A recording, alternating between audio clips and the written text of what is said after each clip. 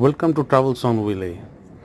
আজকে হঠাৎ করে দুই কলিগ মিলে প্ল্যান করে ফেললাম যে ফ্রান্সের লিভারডন ভিলেজে গিয়ে লাঞ্চ করব।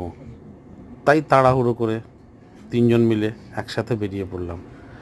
আর ডকইয়ার্ড থেকে ভিলেজটা 10-15 মিনিট দূরে, তাই ডকইয়ার্ড অথরিটি থেকে আমাদেরকে কমপ্লিমেন্টারি বাস দেওয়া হয়েছিল।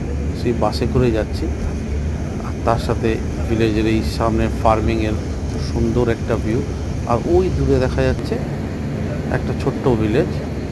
তার পাশ থেকে আমরা বেরিয়ে আমরা আরেকটা ভিলেজ যাব, যেখানে একটু এই ভিলেজটার থেকে একটু উন্নত, আর ওখানে অনেক ধরনের রেস্টুরেন্ট কাম বিচও দেখা যাবে। তাই গল্প করতে করতে আর তার সাথে ক্যামেরা করতে করতে বেরিয়ে পড়লাম তিনজন মিলে। আর তার সাথে এই ভিউ সুন্দরভাবে দেখতে দেখতে সবুজের মধ্যে দিয়ে আরামসে ফ্রান্সের মাঝখানেও এরকম সবুজ ঝাড় যে দেখা যাবে, এটা মানে একটু আর ফ্রান্সে এসছি আর ফ্রান্সের বাড়ির কাঠামোটা দেখবো না, এটা তো একদম হয়ে ওঠে না। ওদের বাড়ির বানানোর স্টাইলটা কিংবা কাঠামোটা একটা অন্য ধরনের, যেটা একটা আলাদাভাবে সুন্দর অনুভূতি দেয় যে কোনো কারোর, যে দেখবে ভালো লাগবে। ছোট্ট জায়গার মধ্যে এরা কি সুন্দর গুছিয়ে সাজিয়ে ঘর বাড়িটাকে বানিয়ে নেয়, দেখতেও খুব সুন্দর লাগে। তা ওই বাসের মধ্যে গল্প করতে করতে দেখতে দেখতে, আর সামনের বাড়ির সামনে ফুল বাগান কেউ বানিয়ে রেখেছে, কেউ করে রেখেছে বিভিন্ন ধরনের জিনিস দিয়ে, যে যেরকমভাবে পেরেছে সে সেরকমভাবে জিনিসটাকে সাজিয়ে রেখেছে।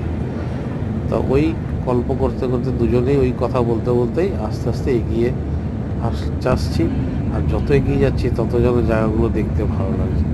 তারপরে সব পেরিয়ে এগিয়ে এসে আমরা পৌঁছালাম সি বিচের পাশে, যেখানেই হচ্ছে মার্কেট এরিয়া ওদের।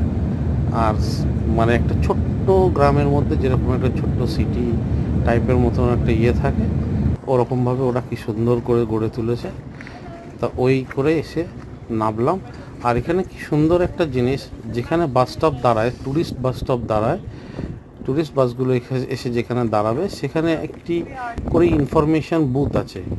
ওখানে নামার সাথে সাথে ওরা বলে দেবে আপনারা কোন দিকে গেলে কি কি দেখতে পারবেন আর কি কি পাবেন। তা তাদের কাছ থেকে ইনফরমেশান সংগ্রহ করে আমরা তিনজন মিলে আবার এগিয়ে চললাম, যে প্রথমে মার্কেটটা দেখব, দেখে তারপরে কোথাও বসে আরামসে একটু ফ্রেঞ্চ অথেন্টিক ডিশ খাবো। তো সেই মন্তব্য করেই তিনজন মিলে একসাথে চললাম।